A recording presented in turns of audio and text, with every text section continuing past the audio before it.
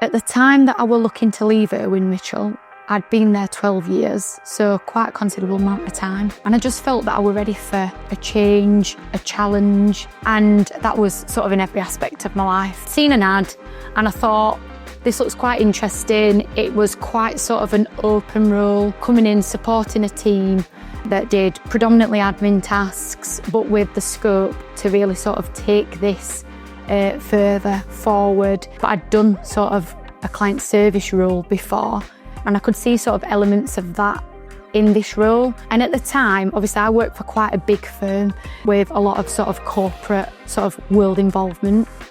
And Taylor Emmet was seen to be quite a bit of a smaller company at the time that had really they had a really good reputation sort of in the legal area. And I thought, do you know what, I'm just gonna give it a go meet them, see what it's like. Went along to interview and I just instantly knew as soon as I sat with those people that I just thought, do you know what, this seems quite a bit of a change. It was quite a nice dynamic. And I just felt instantly at ease, warm people. So when I first sort of interviewed for the role, I'd explained what experience and sort of what involvement I'd had in sort of a client service environment, onboarding sort of environment. And they'd explained to me that currently at that time it was quite segmented.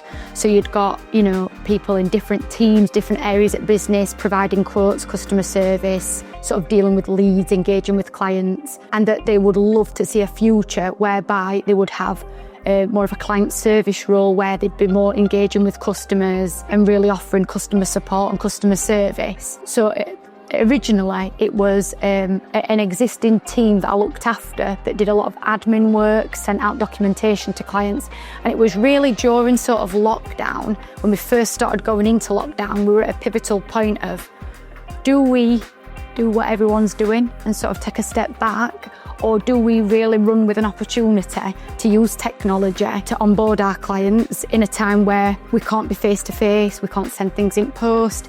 Do we make the switch now to client service, or what at the time we called new business?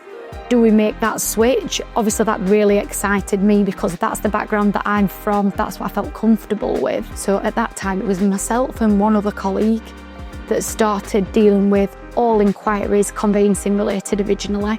So we would be taking sort of all client calls, providing quotations, sending out documentation, all of that sort of thing. And it really allowed us during that period to sort of roll with it and see what would happen. And it grew quite quickly. We grew from a team of 2 to sort of 7 in the space of 18 months. And that's due to how well it all sort of went. We went from being 100% paper heavy.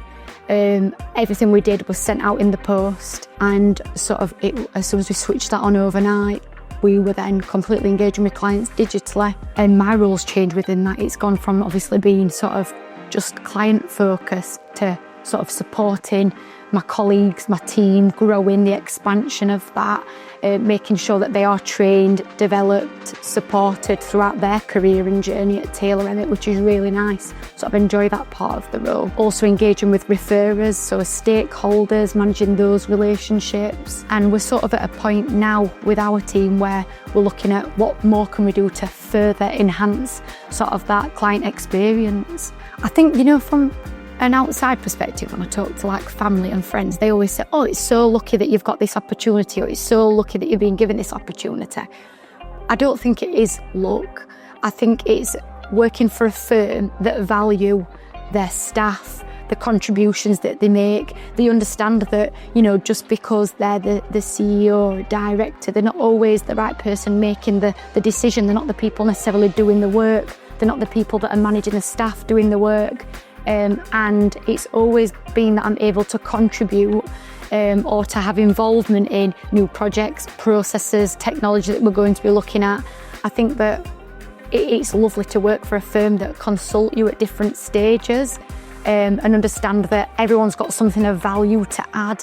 And I've been able to sort of see from an outside perspective these changes, have involvement in the strategy, and that's been able to place me sort of in the right place at the right time to sort of take advantage of any opportunity. I'd got to a point in my life where I really felt that I understood what my vocation was.